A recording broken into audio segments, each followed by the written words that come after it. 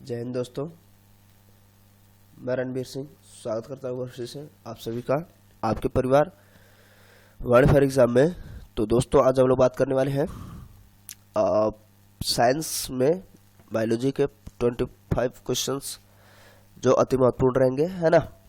और फटाफट इनको हम लोग देखते चलेंगे और ये सभी एग्जाम के लिए महत्वपूर्ण रहने वाले हैं, छोटा एग्जाम हो या बड़ा एग्जाम, ठीक है। तो आप किसी भी एग्जाम की प्रिपरेशन कर रहे हैं तो ये वीडियो आपके लिए महत्वपूर्ण रहने वाली है। वीडियो शुरू करें उससे पहले यदि आप चैनल पर नए हैं तो आपसे रिक्वेस्ट है कि आप चैनल को सब्सक्राइब कर लें और साथ ही साथ नोटिफिकेशन बेल को ऑन कर लेंगे जिससे मिल सकेगा नोटिफिकेशन सबसे पहले। दोस्तों के साथ शेयर करना बिल्कुल ना भूलें और हाँ, वीडियो को लाइक कर दीजिए प्यारा सा। चलिए शुरू करते हैं। क्या है देखिए, वलित डीएनए पाया जाता है, किसमें पाया जाएगा? जीवाणु में, कवक में, विषाणु में। सवाल में तो करेक्ट आंसर हो जाएगा जीवाणु। जीवाणु में वलित डीएनए पाया जाएगा, ठीक है। उसके बाद प्रतिजैविकों को मुख्यतः प्राप्त किया जाता है किससे? विषाणुओं से, कवकों से, जीवाणुओं से, शैवालों से। तो एंटीबॉडीज जो होते हैं ना, उनको हम लोग बैक्टीरिया से ही प्राप्त करते हैं। तो करेक्ट आंसर जीवाणु। दोनों सिरों पर उपस्थित कशाभिका के समूह वाले जीवाणु कहलाते हैं एस्ट्राइकस, एम्फीट्राइकस, लोफोस्ट्राइकस, पेरीट्राइकस। तो इसका जो करेक्ट आंसर हो जाएगा वो क्या कहलाएंगे? एम्फीट्राइकस, ठीक है। इसके बाद जीवाणुओं में सतह पर उपस्थित रोम का उपयोग किया जाता है किसमें? चलन में, अलैंगिक जनन में, लैंगिक जनन में या लैंगिक संपर्क में। फिलहाल करेक्ट आंसर यही है, आगे पढ़ने की जरूरत नहीं है, ठीक है। लैंगिक जनन में जो रोम होते हैं उसका उपयोग किया जाता है। कौमा की आकृति वाला जीवाणु क्या कहलाता है? Bacillus, कोकस, vibrio, spirillum. तो वो क्या कहलाता है? करेक्ट आंसर हो जाएगा ग नंबर, विब्रियो, ठीक है। उसके बाद यदि कोई जीवाणु कोशिका प्रति मिनट एक विभाजन करती है और इस दर से एक कप भरने में 1 घंटा लगता है तो आधा कप भरने में समय लगेगा 29 मिनट, 30 मिनट, 59 मिनट, 60 मिनट। तो देखिए ये गलत हो जाएगा, इसको नहीं लगाना आपको, है ना। करेक्ट आंसर हो जाएगा 1 मिनट कम ही, ठीक है। तो 29 मिनट, ध्यान दीजिए इसको, ठीक है, इसीलिए क्वेश्चन बना है। अचार तथा मुरब्बा आदि नमक व शक्कर के संतृप्त विलयन में सुरक्षित रहते हैं क्योंकि इसमें क्या होता है? जीवाणुओं को उचित प्रकाश व ऑक्सीजन नहीं मिल पाती। इससे कोई मतलब नहीं है। नमक व शक्कर जीवाणुओं की वृद्धि के लिए विष का कार्य करते हैं, नहीं है, ऐसा कुछ नहीं। जीवाणु जीव द्रव्य कुंचन के कारण नष्ट हो जाते हैं। करेक्ट आंसर यही है, ठीक है। निम्न में से कौन सा कथन सत्य है? सभी जीवाणु प्रकाश संश्लेषी होते हैं। गलत बात, सभी थोड़ी होते हैं। सभी जीवाणु स्वपोषी होते हैं, नहीं, कुछ क्या होते हैं? परपोषी भी होते हैं। तो सभी परपोषी भी नहीं होंगे, तो करेक्ट आंसर क्या होगा? अधिकांश जीवाणु परपोषी परंतु कुछ स्वपोषी होते हैं। जीवाणुओं में राइबोसोम्स पाया जाता है कैसे? कोशिका भित्ति पर, मेसोसोम्स पर, जीव द्रव्य कला पर, कोशिका द्रव्य में। तो करेक्ट आंसर हो जाएगा कोशिका द्रव्य में। विनाइट्री कारण जीवाणु परिवर्तित करते हैं नाइट्रेट से स्वतंत्र नाइट्रोजन, अमोनिया से नाइट्रेट, नाइट्रोजन से अमोनिया, नाइट्राइट से नाइट्रेट। ये गलत हो जाएंगे, करेक्ट आंसर हो जाएगा नाइट्रेट से स्वतंत्र नाइट्रोजन, ठीक है। ट्रिपल एंटीजन एक वैक्सीन है जो निम्न में से किसकी रोकथाम के लिए दिया जाता है? Very very most important. Triple antigen एक वैक्सीन है जो किसके लिए दिया जाता है? Polio, rabies, hepatitis A B करके भी होता है, ठीक है, और उसमें भी सब क्लॉज होते हैं। उसके बाद टिटेनस, खांसी, डिप्थीरिया, खांसी, एड्स, टिटेनस, मलेरिया, हैजा, चेचक। कौन सा करेक्ट आंसर होएगा? तो ट्रिपल एंटीजन जो लगाया जाता है वो लगाया जाता है टिटेनस, खांसी और डिप्थीरिया के लिए। तो करेक्ट आंसर क्या हो जाएगा? टिटेनस, खांसी एंड डिप्थीरिया, ठीक है।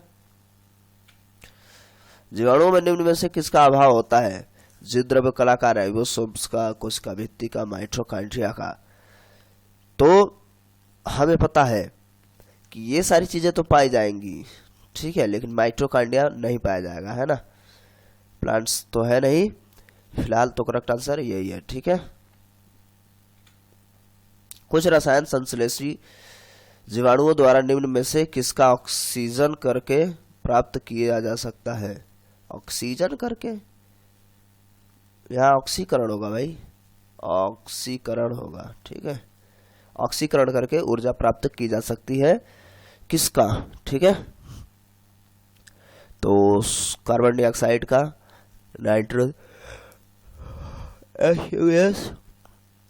NaS यानी सल्फर। तो इसका जो करेक्ट आंसर हो जाएगा H2S, ठीक है। हाइड्रोजन सल्फाइड ही रहेगा आमतौर पे, ऐसा है ना। तो इससे जो है ऊर्जा प्राप्त की जा सकती है। भूमि में सर्वाधिक संख्या में माइक्रोफ्लाक्रा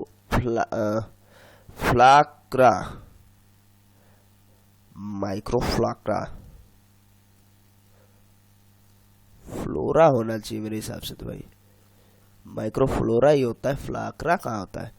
हाँ, फ्लोरा पाया जाता है। सर्वाधिक संख्या में माइक्रोफ्लोरा पाया जाता है, किसके? कवक के रूप में, शैवालों के रूप में, जीवाणुओं के रूप में, घास के रूप में।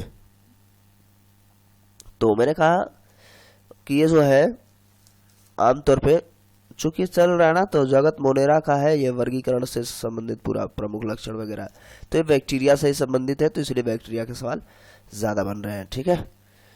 जीवाणुओं में श्वसन एंजाइम पाए जाते हैं, कोशिका भित्ति में, क्रिस्टीपर, मिसोसोम्स में, इनमें से कोई नहीं। तो जीवाणुओं में जो श्वसन एंजाइम पाया जाएगा वो कहाँ पाया जाता है? वो पाया जाता है मिसोसोम्स में। Correct answer मिसोसोम्स। भूमि, देखिए बहुत डीप हम लोग देख रहे हैं ना, इससे कोई भी एग्जाम में कोई भी प्रश्न छूटेगा नहीं, ध्यान से देखते रहिए। पूरे सीरीज जब कंप्लीट हो जाएंगे तो बायोलॉजी से तो कोई क्वेश्चन नहीं छूटेगा। भूमि की उर्वरता को घटाने वाला जीवाणु है, ऐसा कौन सा जीवाणु जो भूमि की उर्वरता को भी घटा देता है? Option Azotobacter, Nitrosomonas, Thiobacillus डिनाइट्रिफिकेंस, Nitrobacter. इसका करेक्ट आंसर हो जाएगा थायोबैसिलस डिनाइट्रिफिकेशंस, ठीक है। जिन जीवाणुओं में कसाब अनुपस्थित होते हैं कहलाते हैं, कासाब होता है, ठीक है। जिन जीवाणुओं में कासाब अनुपस्थित होता है वो क्या कहलाते हैं? ऑप्शन देख लीजिए, मोनोट्राइकस, एट्राइकस, पेरिट्राइकस, लोफोट्राइकस। तो इसका जो करेक्ट आंसर हो जाएगा वो हो जाएगा एट्राइकस, ठीक है। आगे चलते हम लोग। जीवाणु में पराक्रमण की खोज करने वाला वैज्ञानिक है, तो जीवाणुओं में ये देखिए क्या है, इसको समझना है। पराक्रमण का मतलब होता है जैसे ट्रांसजक्शन है ना, तो इसको किसने किया था? जिंडर एवं लेडरबर्ग एवं टाटरस, ग्रिफिथ्स, जैकब एवं मोनार्ड। तो फिलहाल इसका जो करेक्ट आंसर है वो जिंडर एवं लेडरबर्ग ही है, ठीक है। आगे, अल्कोहल से सिरके का निर्माण होता है, वेरी वेरी मोस्ट इंपोर्टेंट प्रश्न, ठीक है।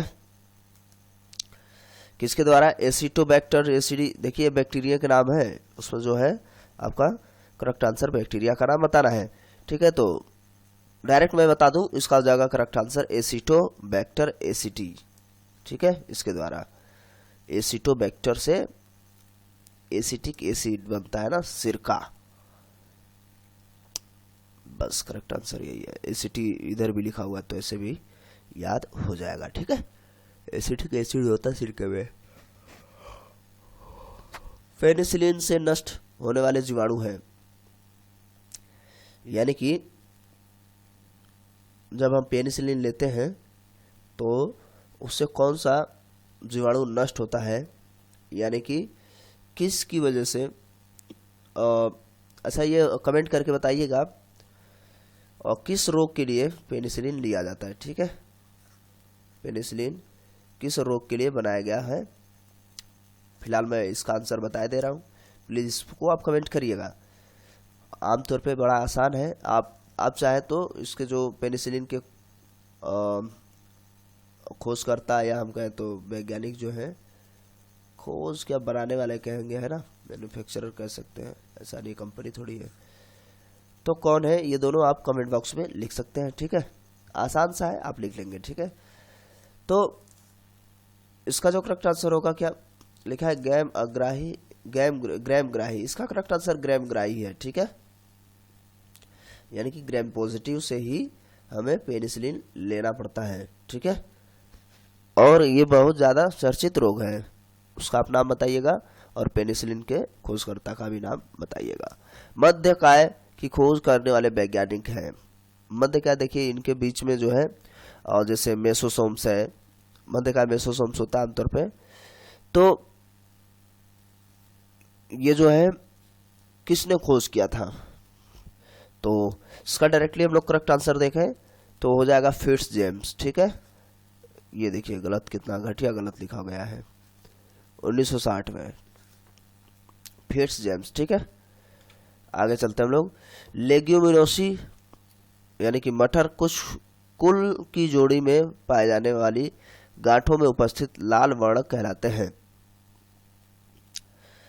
तो देखिए एक चीज तो है कि आप लेग्यूमिनोसी यानी कि इसको आप वैज्ञानिक भाषा में लेग्यूमिनोसी और मटर, इसको हम अपने शुद्ध हिंदी में कहते हैं, देसी भाषा में, कि जो कुल जड़ों में पाए जाने वाले जो गांठें हैं उसमें उपस्थित जो लाल वर्णक होता है वो क्या होता है, एक्चुअल में वो क्या, उसमें क्या पाया जाता है।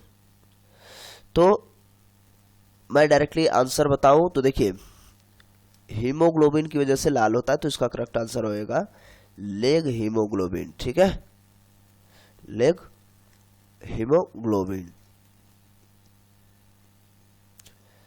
आगे बॉटुलिज्म है। बॉटुलिज्म क्या होता है, ये भी महत्वपूर्ण है, ध्यान से देखिए। मनुष्य का चर्म रोग, जीवाणुओं से उत्पन्न खाद्य विषाक्तता, जीवाणुओं द्वारा उत्पन्न कोई भी रोग, मृत पदार्थों का विघटन। तो जो बॉटुलिज्म है वो क्या है, वो है जीवाणुओं से उत्पन्न खाद्य विषाक्तता, ये बॉटुलिज्म कहलाता है। तो ये भी क्या है, IMP में है, जीवाणु से उत्पन्न जो विषाक्तता उत्पन्न होती है उसे हम बॉटुलिज्म कहते हैं। पनीर के निर्माण में निम्न सूक्ष्म जीवों का योगदान होता है, किसका, स्टेटोस, ये तो ठीक है, सबको पता होना चाहिए, है ना, बढ़िया सा क्वेश्चन है। एसिटिक अम्ल जीवाणु, लैक्टिक अम्ल जीवाणु, बैसिलस जीवाणु। तो इसका जो करेक्ट आंसर होएगा वो क्या हो जाएगा, लैक्टिक एसिड इसमें पाया जाता है, ठीक है, और इसी की वजह से, बैक्टीरिया की वजह से ये फट जाता है, ठीक है, तो दूध से पनीर बन जाता है। तो लैक्टोबैसिलस भी लिखा होता है, ठीक है, बैक्टीरिया, दूध से दही बनना भी प्रोसेस यही होता है। जीवाणुओं में राइबोसोम्स पाए जाते हैं 70S प्रकार के, 80S प्रकार के, दोनों प्रकार के, इनमें से कोई नहीं। तो जो जीवाणुओं में राइबोसोम्स, इसमें देखिए इसी नंबर के हिसाब से पाए जाते हैं, तो इसमें जो है 70S प्रकार के पाए जाते हैं, ठीक है, करेक्ट आंसर ये हो जाएगा। चलिए नेक्स्ट, अच्छा नेक्स्ट नहीं, हमें क्या है, और 75 यानी कि 25 देखने थे, ठीक है। तो यहाँ तक आपका ये वीडियो समाप्त होता है।